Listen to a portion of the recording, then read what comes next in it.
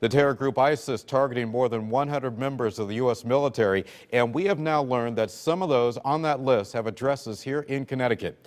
News 8's Brian Spiros live now with how the terror group apparently gained access to that information. Brian. Well, hey, Keith, this is very concerning for many people, especially since the group claiming responsibility for the list was able to get a great deal of information from social media. Names, photos, and addresses of 100 U.S. military members, all of it published by ISIS on a bone-chilling kill list. Unless you've been very savvy about hiding your information, unless you've been working with a trained privacy professional, most people are going to be easy to be found. David Ryan Polgar is a tech expert with Copilot Family. He says ISIS is more sophisticated than people may realize. They're a modern terrorist group. Right? They are not people living out in, in a cave.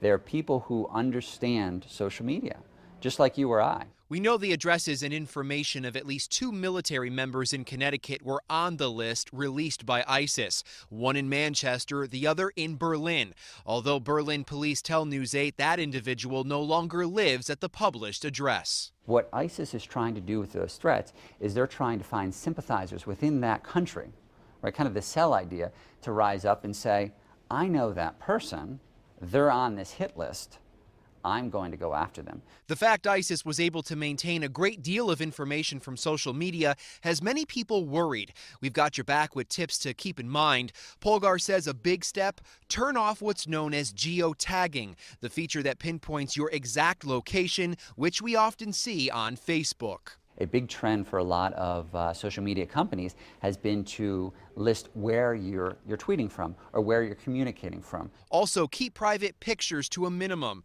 especially when it comes to children, and beware of who you communicate with. The less personal information, the better.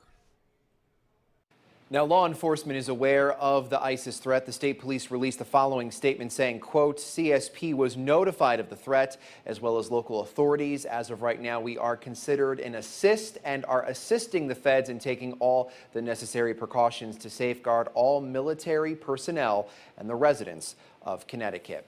Reporting live from News 8 Control, Keith, we'll send it back over to you.